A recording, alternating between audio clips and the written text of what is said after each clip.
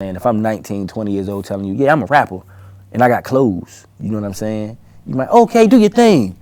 You know? Do your thing, young blood. Yeah, keep doing your thing, young brother.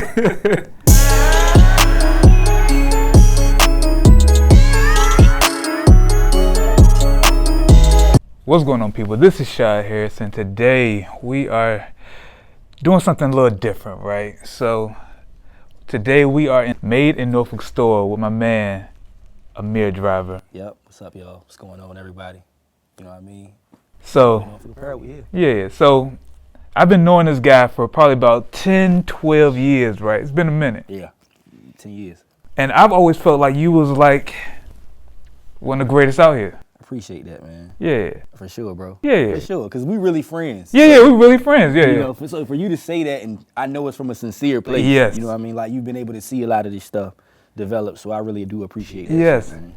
So I felt like you never really had, like, most people had you on, like, their interview shows or their podcasts or their video series as, Right. you know, you was like the starter guest. I'm always the icebreaker guest. Yeah. You get what I'm saying? And I feel like with those situations, you never really get a chance to really kind of tell your story because people always trying to figure out what the hell they talking about. Right. Where to take it. Yeah.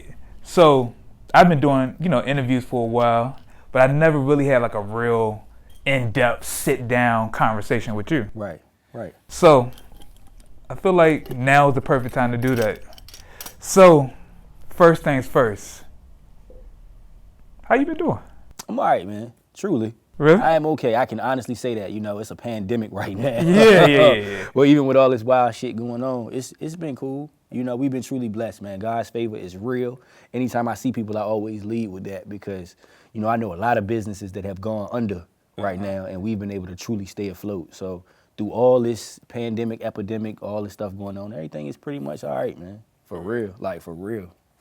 So we talked before, and you said like business has been booming pretty much. Yeah, it has. And I think a lot of that is just due to people not being able to leave their crib.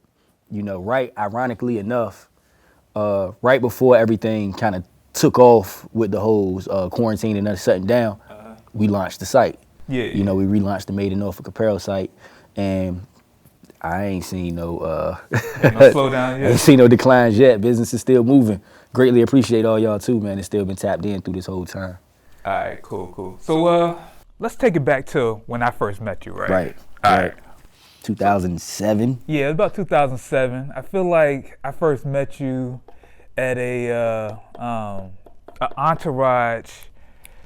What's the Open mic. Open mic joint. Yeah. So out here, you know, we didn't have a lot of outlets. Yeah. You know, in regards to performing It was like for a rappers. handful of joints. Man, if that many, you probably had 3. I can think offhand. Double XL. They had the joint at Blakely's. what's the name of the joint? I cannot remember. Right, Right, it was Rock the Mic. Yeah, it was Rock the Rock the Mic. Mic, yeah. Rock the Mic showcase. It was that. Shout out to those guys for sure. CEOP, Miss Blends, Yeah. Double XL, that whole movement. Shout out to that whole movement because I was young and they were really welcoming. You was like 19, 20. Nah, nigga. I was like 17, 18 for real. We was lying. Steve was getting me into all of these clubs Okay. before I was really old enough to be there for Yeah. real. So, yeah, no, I was like 18, 19. But yeah, you know, back then it was just Melodic Mondays at Entourage on Mondays. It was Rock the Mic with Miss Blends, Double XL. I think that was Wednesdays at Blakely's, and Fuzz Band, Fuzzy Wednesday. Yeah. That was it. That was truly it. You know, so Yeah, I remember seeing you at those events, and the crew. I was a part of like a music crew. I did like marketing and content, that type of stuff. But everybody from my crew was from out of town. Yeah. So I was the only nigga that was from around here. Right. So when I saw you, I was like, I kind of rock with it just because you remind me. I got a little cousin. Yeah. Who kind of got like the same vibe as you. Okay. So I'm like, yo, he remind me just of my little cousin Maud. Right.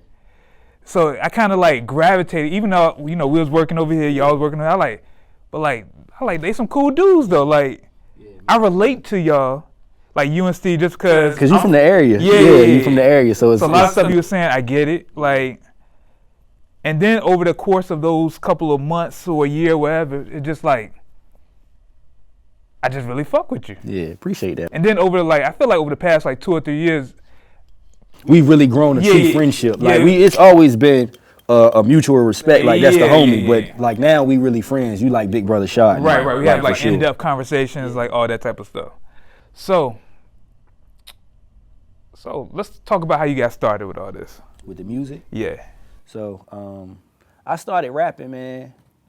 I started taking it serious. I ain't gonna say started rapping because if you ask my mother, she'll tell you I was rapping when I was like 4 or 5. But I'll say I truly started taking it serious in like 11th grade. Battle rapping was real heavy, like the Cassidy Freeway tape had came out. Everybody wanted to battle rap. So I really went out there and was like, yo, this is what I'm doing. You know, this is what it's gonna be. Is that when you like, you know what, this is like, I'm gonna be a rapper? Not even, man. I was initially just battling. I got an older brother. My older brother made beats. So for me, it was just the aspect of being a battle rapper was cool. You know, then outside of that, once he started really doing beats and getting his production, we started making more songs and song content. Then I was like, yo, I can really do this shit. 11th grade, I had put out a mixtape called A is the Letter in high school. And it was like 16 songs. Is that the one with you on the truck? Nah. See, that is the first official mixtape that I'll say I put out. That was with Steve. He helped me do that.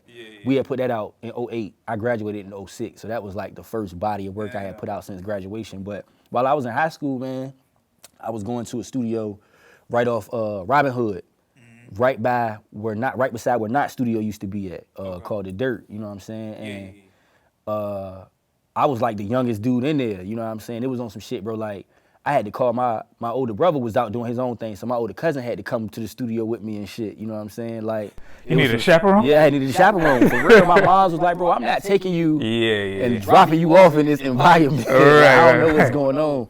Cause I was really like 16, so my older cousin Anwar used to come with me to the studio, and I never forget, man, I went in to the dirt the first time and did 12 songs in one night, and I fucked all them niggas' heads up because they was like, you don't have no paper. Hold on, all right. You did 12 songs. Did 12 full songs. How long was the session? I had got a 6-hour session.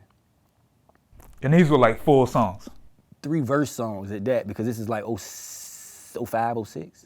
Yeah, like, so, all right, I tell all the young kids. I kind of find that hard to believe, man. That's a lot, yeah? I can call a nigga rap, and he'll tell you I did that shit, bro. Like, but nah, so like, I feel like kids now have no reason to be bad rappers, right? And my reason for saying that is because if you really care about the craft, you don't have nothing else to do but that. You get what I'm saying? So when I was 15, 16, and I was really in my I'ma be a rapper bag, I'm writing and remembering rhymes all day.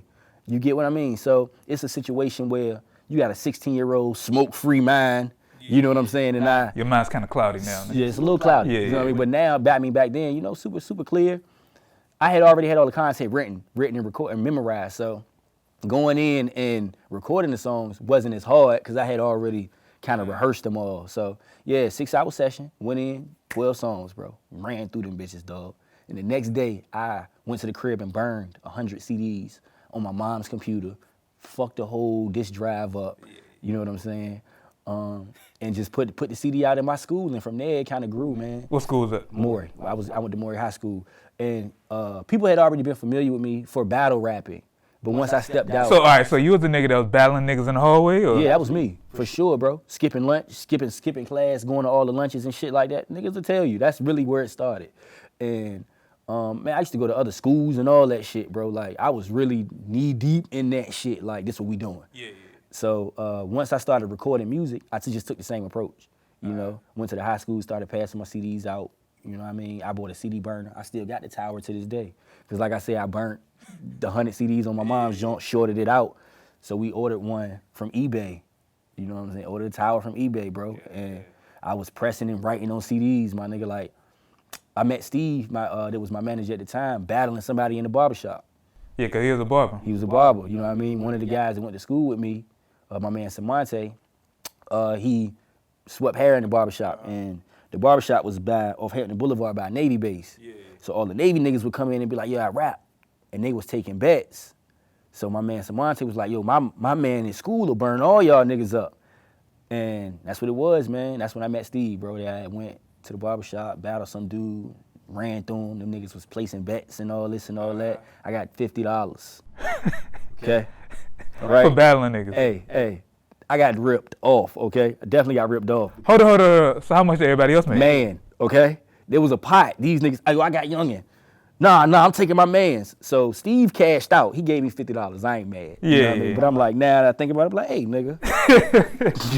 He should have got $50. Yeah, right. But that's how it is. Yeah, I ain't mad, man. Like, and then from there, he and Steve and I just developed a relationship. He saw what I was trying to do. He believed in it and just helped me push it forward in the earlier stages after high school. You know what I'm saying? Yeah, right.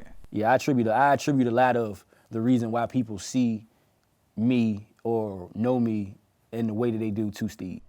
You know what I'm saying? One of my greatest memories as a grown man was, this was probably about 2010-ish. Okay. I was fresh out of a relationship, heartbroken, got dumped, right? Me, you, I was gonna say our government, but Young Leezy, Yes. Steve, Thad Williams, shout out Thad. Shout out my brother Thad. And I think it was his man Kane. We all went out that night. I don't know why the fuck we went out that night, but we went out to some white bars. Yep. And by the end of the night, y'all niggas was on the mic. Yeah. Niggas at a white bar freestyling with a band behind y'all. So Steve is like the king opportunist, bro. If he finds any type of opportunity, he owns it. Yeah. So we were at was it Wet Tuna? Hot tuna. Hot tuna. There you go. Yep. Hot tuna. Yep. On the definitely a white people's establishment. No diss. I love everybody, but yeah, it wasn't too. We were the only ones of us there. But we was like 7, 8 deep. Yeah, we was like 7 to 8 deep, and they had a live band. Damn, I gotta find that footage now, man. Cause somebody It's out here somewhere. It's somewhere out here, man. Somebody recorded it on their phone, but yup, the band was playing. Me, Thad ended up on stage. Not sure how that shit happened, but Steve was like, nah, actually, I'm sure. Steve was like, yo, my man rap, my guys rap. Come on, man. He was super drunk though. Yeah. So yeah. Man. I just remember us going to like IHOP after that. And was like fucked up. Yes, sir. That's so funny, man. That was a good night though. That was like one of my favorite nights. I remember that night. That was a very, very That was good a good night. All right, 2-part question. Okay. Which artist kind of like inspired you? And which artist from the town were you like really paying attention to at that time? Okay, so. And when I say the town, I know you said for Norfolk, but I mean like, the general area. Yeah, so, I've always been inspired by Jay-Z, of course. You know what I mean? I tell a lot of people by default, I was a big Jay-Z fan because the Reasonable Doubt came out on my birthday. And yeah, 96, it came out literally on my birthday. And so the way it goes is, the way the story was given to me, because I got Reasonable Doubt. I had like the cassette tape, you know what I mean, on some shit, bro. Yeah. And the way I ended up getting it was my older cousin Anwar, something else had came out that day. And he had went to the store to get whatever it was. It was like some Wu-Tang. Something else came out that day. And he went to get that. But if he was to get that, he had to get my female cousin, Nikki, something also, right? Okay. She was a Jay-Z fan. You know what I mean? Yeah. She liked like the, I guess, flamboyant rappers, you know what I mean? Sunshine? There you go. Yeah. You know what I mean? She was on shit like that. Ain't No Nigga was actually her song. You know what I mean? Ain't No Nigga was her song. And for that reason, he got her the tape, right? Yeah. But some way or another, bro, that shit ended up being my birthday gift. I don't know how. To this day, I'm not sure, but however. How old were you at the time? 8. Okay. Yeah, I was like 8, 9 years old. That ended up being my birthday gift. You know what I'm saying? So from there, I was just like, yo, this shit is fire. My mama got rid of that though quick. I didn't have it long, but yeah, bro, it was that.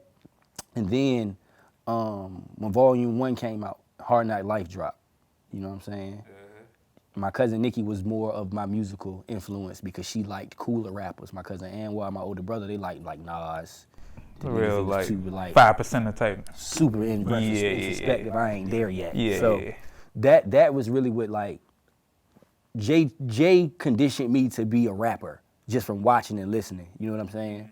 You always take early influences and kind of like use it for yourself. Right. And that was one of my earlier influences. But once I started to really rap myself, middle school, high school, battle rap was real heavy. Punchline rap was real heavy. So Cassidy and Banks were my guys. You know what I'm saying? I can see you liking Lloyd Banks. Yeah, what? Listen, man, Banks. Matter of fact, before you leave off Jay-Z. Okay. Your top 3 albums from Jay, and the song from Jay that touches you the most. Okay, so my top 3 Jay-Z albums. Of course, Reasonable Doubt is first. Nah, I wouldn't even say that. Even though that's the first that I got, my favorite Jay-Z album is still Blueprint. Okay, I'm with day. you on that. Yeah, still to this day, it's Blueprint. After Blueprint, it would be Reasonable Doubt. And my sleeper, a lot of people do not hold this album in as high as regard as I do, but American Gangster. American Gangster's a dope ass album. Man. I don't know if it holds up in retrospect though. I don't know though. I haven't listened to it in like 10 years. That's what listen, go listen to it, bro. Like, man, songs like American Dreaming, still fire. Yeah. Like, you know what I mean? I Party know. Life, I know. Man, Party bro. Life was my shit though. Man, bro. Yeah. Like, for me, that's a top 3 Hove album just because it was like he kind of reverted back. You know what I mean? Subject matter wise, the sound of it, it felt like the Jay-Z that I was like really accustomed to. Yeah. So Party Life might be a top 10 Jay-Z song. no question. Yeah. No question, man. That whole album has, like, for me, between top 10 and top 20 Jay-Z records on it. Fucking Ignorant Shit with Beans on it. But that's an old song. It's an old song, true, but it's on that album. You know, Success with Nas, like Rock Boys, like, man, like, you know what I'm saying? In my wedding, we left out to Rock Boys. That's hard. I'm mad I wasn't invited. It's okay. We weren't friends like that back then. It was a joke. Yeah, it's cool. So what song from him that kind of like resonates with you the most? Mine is the song Blueprint 2. Okay. And Soon You'll Understand from Dynasty. Okay. So for me, it's Heart of the City. Ain't No Love, man. Because it's just, so I remember the feeling that I had the first time I heard that song, and every time I hear it, I feel the same way. You get what I mean? So I'd be like, damn, bro, this shit is, if I could make one of these, you know, like, it felt full circle. You know, listening to the record, hearing the beat, the rap that he approached it with, like, that's one of my top Jay-Z records ever. Like, on the unplugged version with Jaguar Wright, fire. You know what I'm saying? It's that, then after that is Dead Presidents, the second version. Okay. Who Want It Better Is That We Don't Touch, Let It Stack, Cheddars Forever. Just all of the alliteration and shit. Like, so my mom is she was an English teacher. She's an assistant principal now for Norfolk Public Schools. So we used to write and all that. So I was kind of already familiar with, like, free verse writing, alliteration, all of the key components of writing. So when I would hear certain shit from him, I would be like, yo, this nigga going crazy. Like, it's way more than just external rhyme with him. It's a whole bunch of internal rhymes. And you really gotta follow this, like. So I was super taken back by that, and I feel like Dead Presidents 2 has a lot of that in it. So yeah, Heart of the City and DP2 would probably be, Okay. All right, so you say you was also listening to a lot of Banks and Cassie. All right, so who from like the town had your ear, or was it anybody? Okay, so like when you was actually in high school putting out stuff, did you like, all right?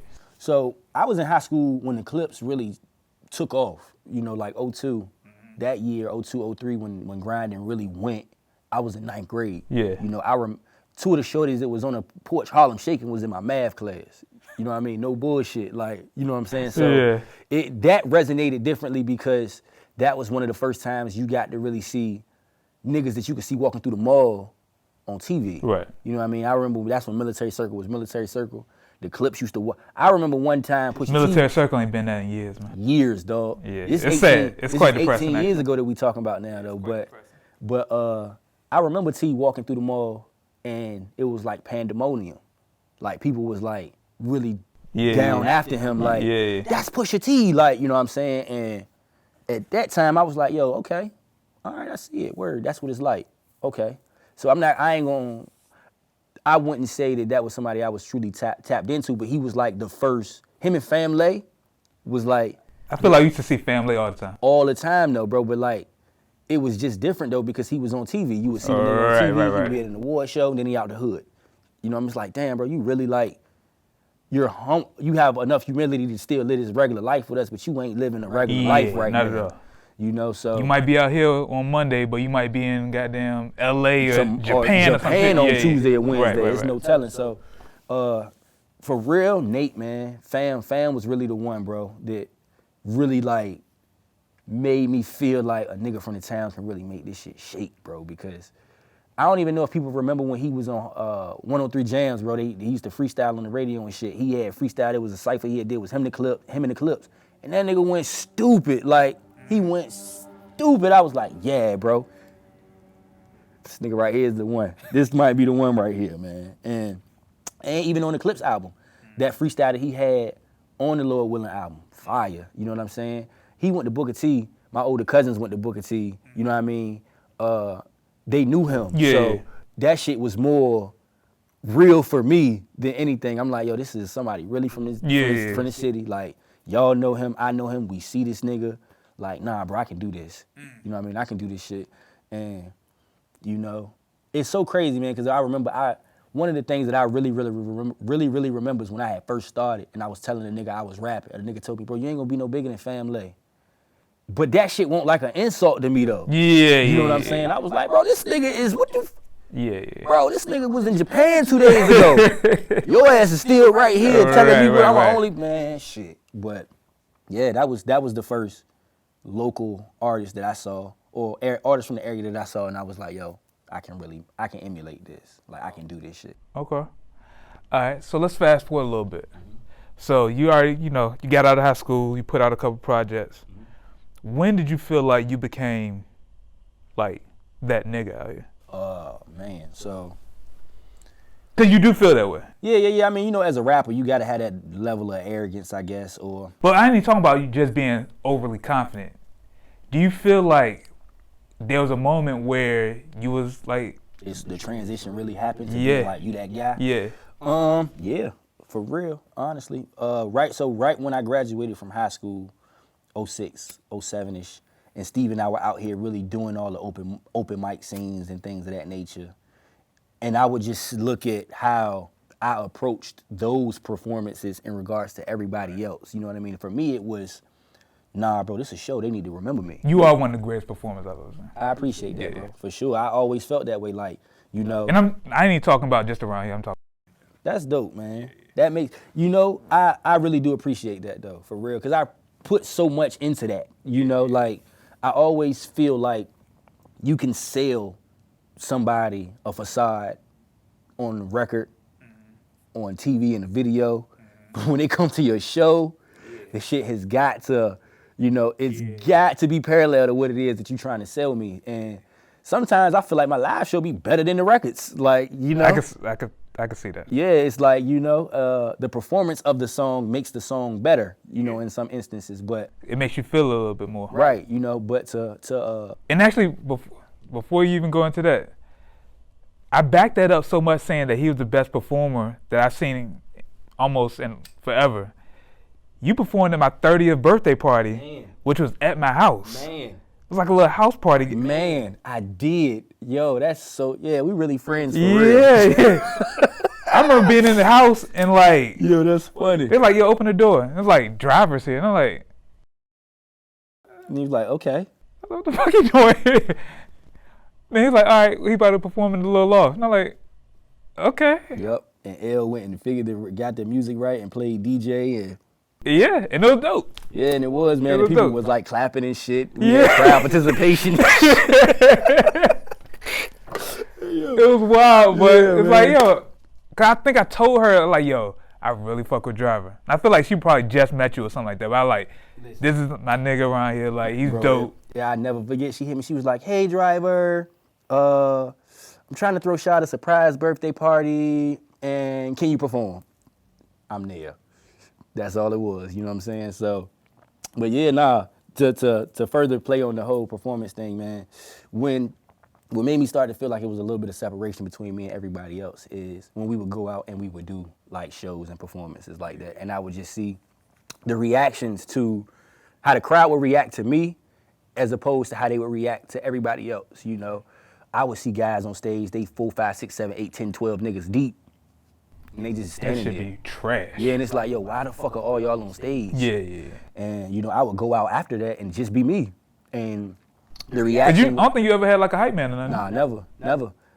And the reaction would be 10 times crazier. Like, and me being young, man, I just would be like, yo, I don't want to get too ahead of myself, but I'm really killing these niggas. You know what I'm saying? I'm really, really smoking these niggas. So just consistently staying on the chase and seeing artists that I was in it with dwindle out, you know, new guys come, fade out, and, you know, it's still going. I was like, yo, man, you can't deny consistency when it's quality. You can, if it's something to keep going, you can be like, all right, bro, that nigga still pushing. That shit whack, but he still pushing. I ain't mad. You know what I mean? But when it's quality content and you can see the growth and it's like, damn, okay, the shit good, but it keep getting better. You know what I'm saying? You ain't hit your peak yet. Right. Now I'm really starting to feel like I'm kind of like getting into my prime of this shit. You know what I mean? Because as I've gotten older and been so vested in it, I know what works for me. I know what doesn't work for me. I know how to use my voice more. What doesn't work for you? Trying to sing, man. That's not my thing. I need to leave that alone.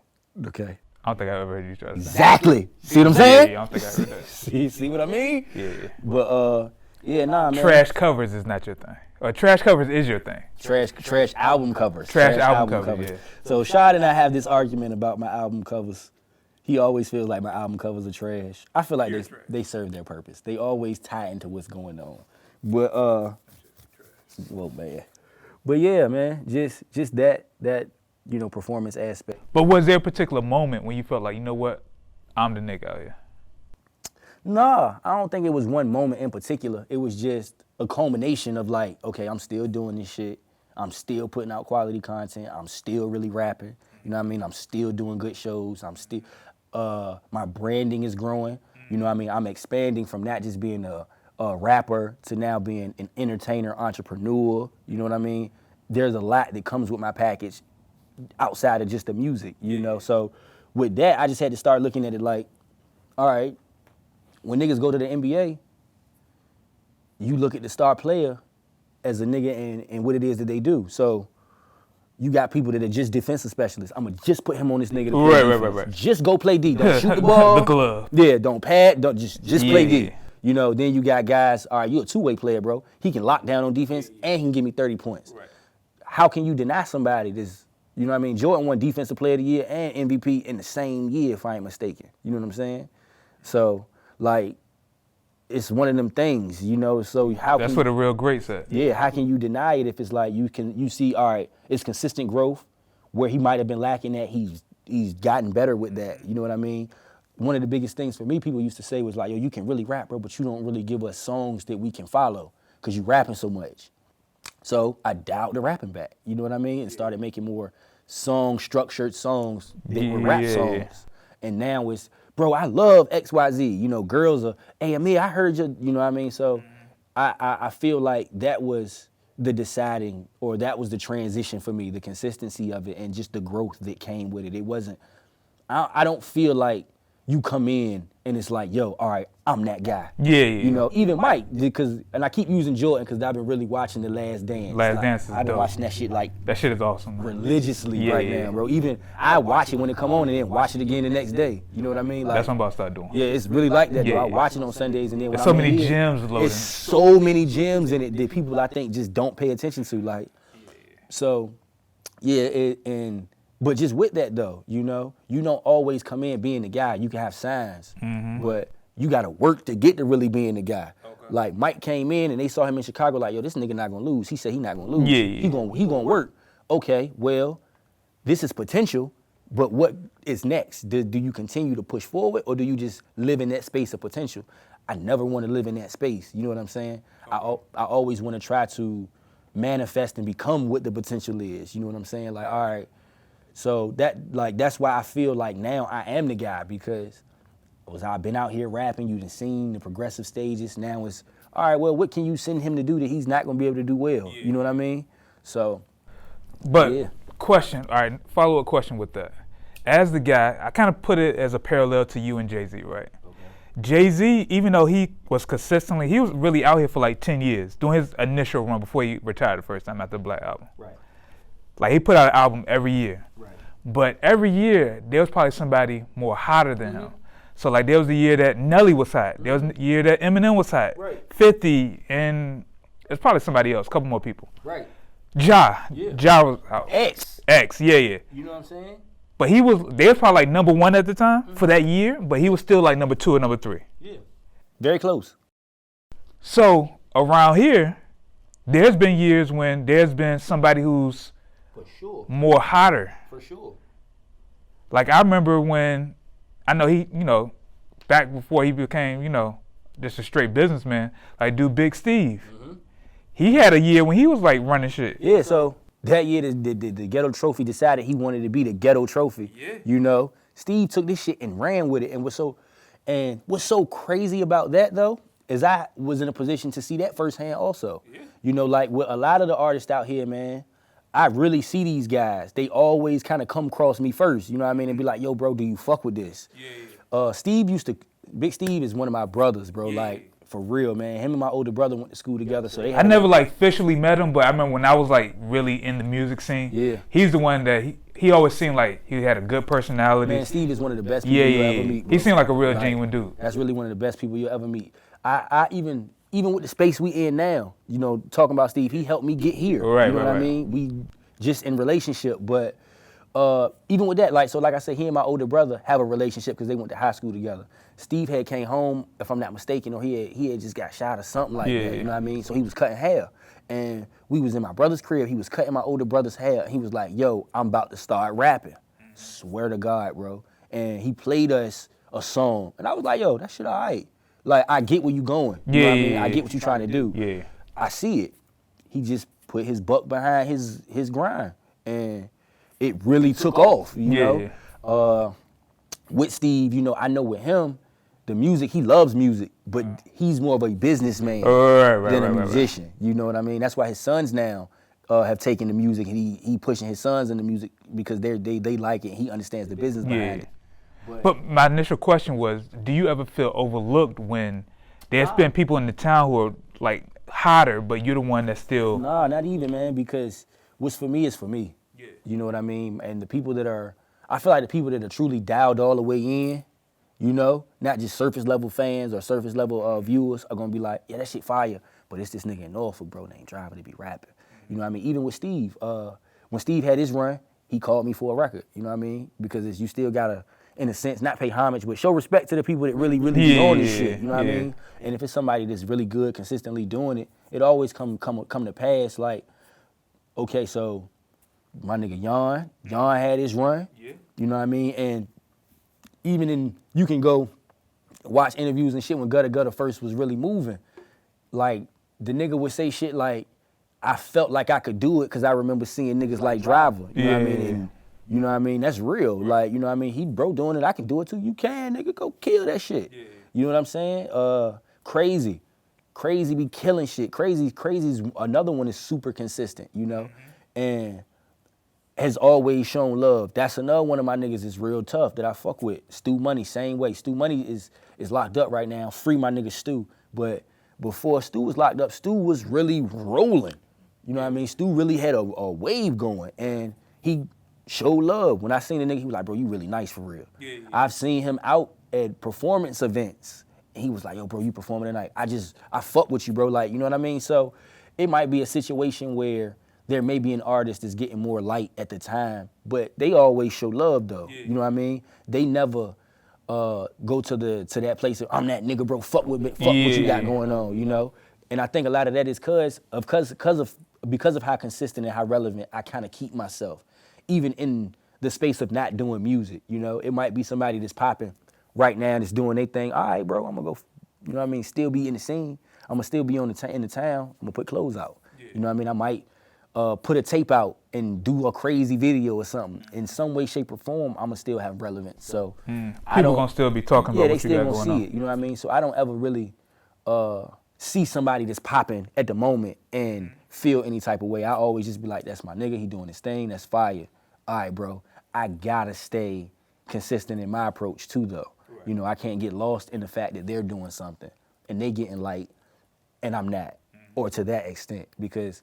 Like I say, the artists themselves always dial in. They always tap in, tell a nigga that they know what's up, and the people that I feel like are truly vested in the scene know what's up. Okay. So that's why I always get, like you said, that's why I always get the first interview calls and shit. Yeah. People know you're going to give a good interview. Yeah, and you going to get like you said, good content for real. So All right, so I guess we got to get in.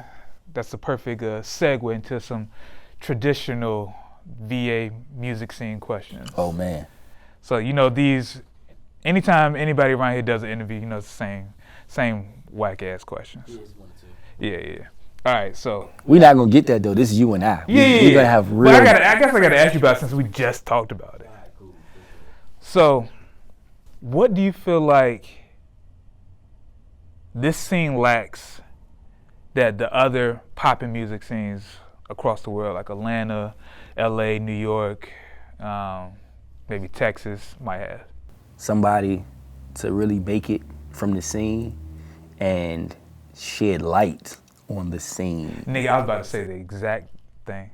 That's really what that's really only what it all boils down to. And a lot of niggas be like, this shit hard to do, but it's not. It's 2020, bro. You know what I mean? You can retweet, repost. Shit takes 20 seconds to do at best, max time. I don't think, not to cut you off, I don't think niggas.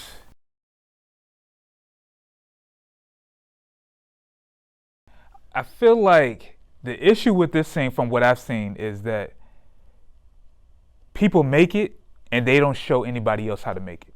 Yeah. So it'll be a guy that, I think of Big Baby Drum. Yeah. He was around here. He was a guy that I used to see at like open mics and different events. Yep. I never thought he was gonna blow up. I thought he had talent, but I just thought he was like a regular dude, just like everybody else. Right. So when he blew up and started fucking with the Love Renaissance people and LA and all this other stuff, I like, yo, that shit came out of nowhere. Right. But after he blew up and after a lot of other cats blew up, it's like nobody said like, all right, so these are the things I did, or these are the things I did to get to where I'm at. Right. And I feel like that's kind of what's holding this area back. Okay. Cause there's nobody, even I feel like to a degree Pusha T hasn't shown like, these are the things I did to make it to where I'm at right now. Right. So I mean, this music. And I could be wrong, but that's how I feel. So music is different because you really can't give your route to finding success in this. This ain't like playing basketball. Playing basketball, go put up 30 a game, get all A's in school. You know what I mean? True. You can go to a good college. From there, you might be able to make it to the NBA as long as you don't get hurt. Yeah. These are like kind of basic things you can do. With rap and music, it's a little different. But you don't feel like there's a couple of steady routes that most people take to get to where they're trying to go. Mm-hmm. Like, from what I've just seen, and I do a lot of research on stuff like this, but there are certain cats that kill the internet. Right. And then they end up going, they end up getting their name outside of the city by just being heavy on the internet. Right. And so other people outside of where they at know about them. Right. Some people just get really popping in their city. Mm-hmm. And then they end up slowly moving to other markets. Right. Outside of that, those are the only two methods I know. Yeah. And I mean, I won't say, okay, so I won't say that the Clips didn't, or Pusha T didn't make it aware of how it really worked with them, because they say they worked grinding. Yeah. That's a dated method, because it's not different radio stations, right. All that type of stuff. It's a little dated, with things being how they are now, but they did like tell people that that's how they went about doing it. Which the two methods that you named are truly ways to do it, hitting the internet hard and just really working your scene, but that shit is fickle too. You know what I mean? It's really one of them things where you can't pinpoint how the shit'll work. You just gotta work it until it works. For real, or get lucky, honestly. And in this climate right now, my perspective was like, niggas have to tell the world I'm from Virginia, but I'm from the 757 area of Virginia. This is what we got going on in the 757 area of Virginia. If you're looking for talent, be a little bit more specific. But I get it though. Yeah. I guess I get it. But that's my whole thing. I think that's the only thing that's lacking. Niggas making it their point to make people in the world aware that we here. You know what I mean? When the day come and they see my face everywhere, everything is gonna say Made in Norfolk. You know what I'm saying? Because I'm from Norfolk, I'm gonna make sure that people are aware that Norfolk, Virginia is here. You need to go to Norfolk. Yeah. Because, it's shit popping in the town. If you come to the town and see it's popping here, and it's a nigga in the beach that's working, he's gonna gain some of that exposure also. Right, You know what I mean? Or at least I would think. Yeah. You know? And I think that's just one of the biggest things that we lacking is just the strong push for the area from people in position. But things are changing though. Things are You feel changing. so? Yeah, I do to an extent. You know, I always What look make at, you say that though? because I always look at the glass as half full as opposed to half empty. Oh, yeah. You know what I'm saying? Something in the water brings thousands of people here. You know what I mean? That in most cases never would have been here. You get what I'm saying? And they're coming for entertainment festivities. So if you are in the entertainment field, you know, you now have a time frame where you should be able to be trying to take advantage of all of the people present. But how do you feel like that helps the music scene around here though? If Cause I feel like it does bring an ass of people here. it does. But at the same time, I don't feel like people are really checking for They not. music artists. that But are right. I think that's because as an artist, you have to position it a certain way. Yeah. You know, when you know you have those people here, you have to take the initiative on your own end to push it forward because they're doing a lot by bringing the people here.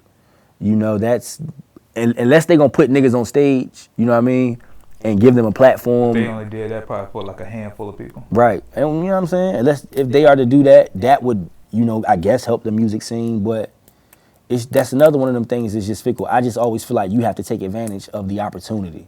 You have to see opportunity and take advantage. All right, something in the water brings thousands of people here. Get a fucking flatbed truck and put speakers on that bitch and ride down the ocean front and rap your record. Get a billboard on the interstate. You know what I'm saying? It's so many different ways that you can approach that and be creative. Niggas here just be looking for like certain handouts. And I think that's not just here, but everybody. You know, they feel like they're entitled to something. I don't feel that way. I do feel that niggas could do more to show love and showcase light. Cause we do have like moving artists out here. You know what I mean? There are some of us that do move around and get shit done. So it could be a little bit more acknowledgement on that. We got a scene. You know what I mean? Invest in the scene. Go check the scene. Right. But, you know, outside of that, man, you just got to make your own opportunity. Okay. Take it when you see it. Okay, cool. So, I guess let's segue into Made in Norfolk, the store. Yeah. So, what made you decide to do this? Man, honestly, bro, I hated working for people. Yeah. No bullshit. I think that's most of us. Yeah. But that, and honestly, for real, I wanted to wake up and feel like I was being myself every day. You know? You can't do that working for somebody. Yeah, you can't, man. And even though I was working in retail space outside of this, I still had to go be the store manager of whatever retail space that I was working in, as opposed to being, you know, Amir Driver, A Driver, 4-wheel. You know what I'm saying? When people walk in here, you know you are really in, you know, 4-wheel's world. You know what I mean? Like, I don't have to not be myself, you know, in this environment. I really, when I had my son also, I wanted to make the life that I wanted to live more real, because you can't say you want to be a rapper I feel as you get older, you know, and people look at it in the same respect as they would if you were 19. Yeah. You get what I'm saying? If I'm 19, 20 years old telling you, yeah, I'm a rapper and I got clothes, you know what I'm saying? You might, okay, do your thing. You know? Do your thing, young blood. Yeah, keep doing your thing, young brother. Everybody should have a dream. But when you turn 25, 26, 27, 28, 29, 30, real. It's real life now. It's, okay, is that shit making you some money? Yeah. Like, how are you capitalizing from that? You know what I mean? Because outside of that, if not, it's just a hobby and you wasting your time. Right. So, you know, I've always... So did you feel that pressure, like, you know what, I'm getting close to 30, now it's time for me to really, like, find a way to really bring in some money for this? Hell yeah, dog.